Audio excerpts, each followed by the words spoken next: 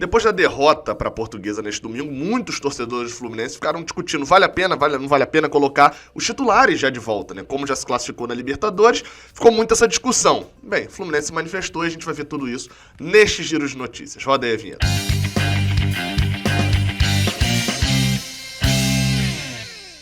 Seja bem-vindo, você guerreira de todo o Brasil e de todo mundo. Aqui é o canal Raiz Tricolor, eu sou o Gabriel Amaral, eu sou jornalista por formação e sou tricolor de coração. Você deixa seu like aqui embaixo, se inscreve aqui no canal, me segue nas redes sociais que estão aparecendo aqui embaixo também e vamos embora para mais um vídeo de notícias. Bem, depois da classificação para a Libertadores garantida, para a fase de grupos, garantindo que o Fluminense só joga agora lá no dia 22 de abril, o Fluminense foi inundado pela sua torcida pedindo para que no próximo domingo no Fla-Flu fosse colocado o time principal, afinal de contas o Fluminense vem muito mal no Carioca, etc, etc. Se manifestou, soltou uma nota à imprensa falando que como os jogadores que terminaram o Brasileirão praticamente não tiveram folga após entre o fim do Brasileirão e o início do Carioca, já que a programação era para jogar contra o Ayacucho na quarta-feira, bem, eles terão agora 7 dias de folga e não treinarão durante essa semana, né? Voltarão aos treinamentos na semana que vem, deixando claro que o planejamento desde o início era de só usar o time principal mesmo já na segunda parte do mês de março, né? Não na primeira parte. Treinaram, pegaram alguma coisa com o Roger, entram de folga uma semana, que eu confesso que não faz muito sentido essa folga agora, mas ok, podia diminuir, fazer folgas intercaladas, etc, mas enfim, né? O Fluminense deu esses dias de folgas. Mas a gente tem aqui a nossa opinião também, né? Deveria escalar os profissionais contra o Fla-Flu? E aí, como é que vai ficar esse negócio? Vamos pra opinião, pelo menos, né? Já informando que não tem essa possibilidade, porque os titulares estão de folga. Bem, vamos lembrar aqui eu não vou lembrar agora em qual momento que foi isso, mas eu sei que foi na reta final de 2019, ali no início de 2020, e na reta final de 2020 também.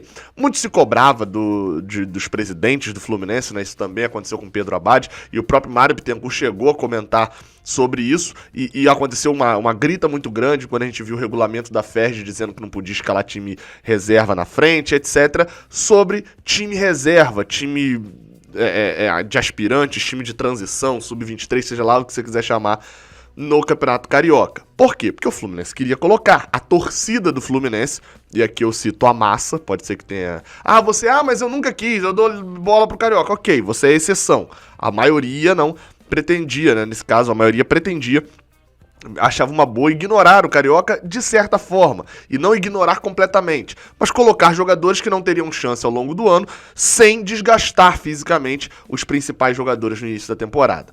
Isso era muito claro. Foram feitos vários pedidos, foi feita pergunta em coletiva para Mário Bittencourt. Porém, como nem tudo são flores, o Fluminense estreia no Campeonato Carioca deste ano com 2 derrotas. Uma delas, diria eu, vexatória, né? O Fluminense perdeu por 3-0 para a Portuguesa, podendo levar mais. E isso tudo usando o seu time sub-23. E aí começaram as perguntas, né? Os questionamentos.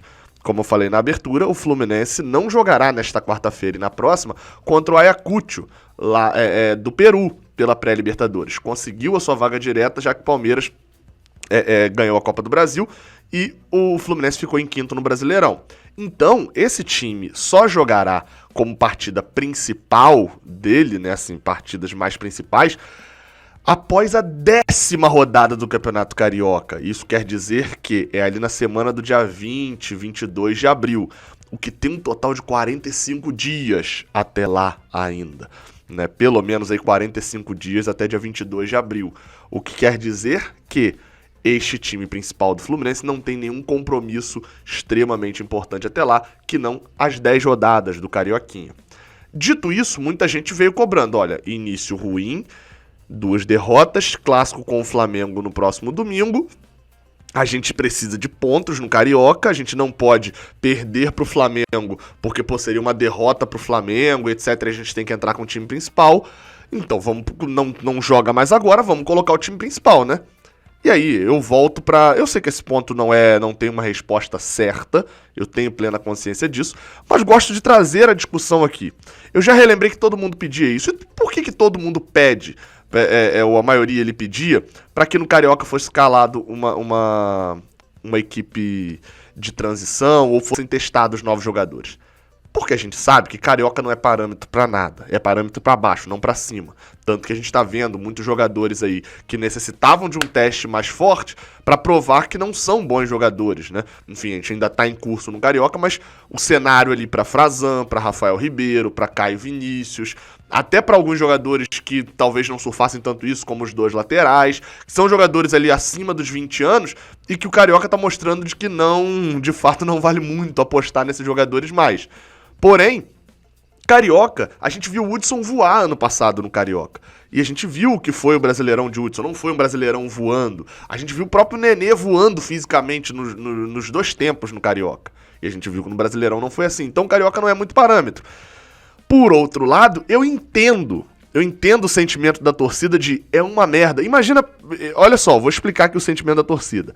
É uma merda você ver seu time jogar com a Portuguesa e você não ver ganhando. Eu sei disso. Agora se coloca até no meu lugar. Acontece isso e eu ainda tenho que vir aqui gravar pós-jogo, né, fazer live. Ainda tem que vir fazer análise individual de cada jogador e ainda tem que falar de cenários, de rebaixamento, de não sei o que, não sei o que lá. É óbvio que é péssimo. Não sei que a audiência cai, porque o desânimo do torcedor é grande e pra mim também é uma merda produzir. Eu acho chato até fazer esse vídeo. Então assim, é óbvio que eu não quero ficar perdendo direto. Só que olhar hoje para apenas o Fla-Flu do próximo domingo e colocar o planejamento todo em jogo, porque precisa ganhar um jogo de Carioca, pra mim, é você trocar. São 6:30 da tarde, você tem, sei lá, uma comida normal aqui, que só vai te encher a barriga, um pão com manteiga, só sei que eu gosto de pão com manteiga, por sinal. Você tem ali 2 pães com manteiga, sendo que 7:30 você tem um rodízio. E aí, se você comer esse pão, você não vai no rodízio. Me parece isso, é um imediatismo querer colocar já agora. É óbvio que ninguém aqui tá torcendo, relativizando uma derrota num clássico no próximo domingo. Afinal de contas, eu mesmo fui um dos que falou em 2018 e em 2019, não, em 2020. Foram os 2 clássicos que o Flamengo entra com um time reserva, né? Em 2018 foi um time reserva, em 2020 um time sub-23 e o Flamengo perde, né? Um foi 4-0, o outro foi 1-0 pra gente, o do gol de calcanhar, e o outro lá em Cuiabá, se eu não me engano, esse jogo. Então, assim, eu fui um dos que mais falei na época, meu amigo, é camisa do Flamengo contra a camisa do Fluminense e é jogo oficial. Então tá posto o resultado. É óbvio que eu não vou relativizar aqui e dizer que a torcida não vai se importar se perder pro Flamengo no domingo. Só que eu não vejo com bons olhos. Se a preparação estava sendo feita para jogar na quarta, e todo mundo concorda aqui que jogar pela Libertadores na quarta, com pressão e etc, ia ser muito ruim pro planejamento, jogar no domingo também é, porque a pressão vai ser a mesma para ganhar o Flamengo. Na verdade, talvez até maior. Afinal de contas, o Flamengo vem com um time sub-23 deles, e se a gente não ganhar do Flamengo, a pressão triplica com o time principal. Então, eu acho que, até conversando com o Fio é a favor de colocar o time titular contra o Flamengo. E assim, não dá pra ser incoerente de a gente enche o saco de que tem que ignorar Carioca, de que o Fluminense não tem que jogar, de que o Fluminense tem que botar a equipe pra testar, e não sei o que não pode cansar, tá gastando jogador com carioquinha que não dá em nada, não sei o que, te enche o saco com isso. E aí, na hora que perdeu 2 seguidas, aí a gente vai, tem que botar o time principal, pô, tem que ganhar do Flamengo, não sei o quê. Não, vamos dar tempo à preparação. A gente já viu o que aconteceu no ano passado, que a gente quase caiu da Sul-Americana, porque na forçação ali do inicial, a gente perde Marcos Paulo e Evanilson no primeiro mês. Já perdeu outros jogadores também, Caio Paulista se contundiu, enfim, teve outras contusões ali no início do ano. Nesse ano, imagina só se a gente força pra jogar um Fla-Flu e a gente perde, até agora a gente não teve muitas contratações, então a gente perde uns 2, 3 titulares. Imagina se a gente perde um Nenê, já sem Miguel, talvez, pra esses jogos. Imagina se a gente perde um Martinelli, com as nossas opções sendo Yuri, talvez, do banco, né? Tem o Wellington agora também. Então, assim, pra mim, na minha opinião, eu não vou ser incoerente. Na minha cabeça, Carioca é pra testar. Perdeu pro Flamengo? Que merda, eu odeio perder pro Flamengo. Mas é um Fla-Flu, entre aspas, né? De igual pra igual. Afinal de contas, eles também vão com o Sub-23, não é uma derrota certa. Nosso time tem muitos problemas, como eu já falei que citei questões de zagueiro, de laterais, a gente tem problemas defensivos seríssimos, mas tendo plenas condições também de chegar lá e vencer o Flamengo. Então, assim, o meu pensamento hoje é o seguinte: tem que poupar por causa do Fla-Flu? A gente tá focando muito no Fla-Flu e esquecendo muito que é um campeonato carioca. Que só não ser rebaixado já tá bom. Assim, eu quero ser campeão, óbvio que eu quero ser campeão, mas eu ligo muito, muito, muito mais pra todas as outras competições e não vou correr risco de perder o grande rodízio, que é de rodízio de pizza, de massas, de carne, sei lá do que você quer, o grande banquete da noite por causa de um pão no meio da tarde. Enfim, essa é a minha opinião, quero ouvir a sua, deixe a sua opinião aqui nos comentários aqui embaixo. Saudações tricolores, até a próxima, valeu!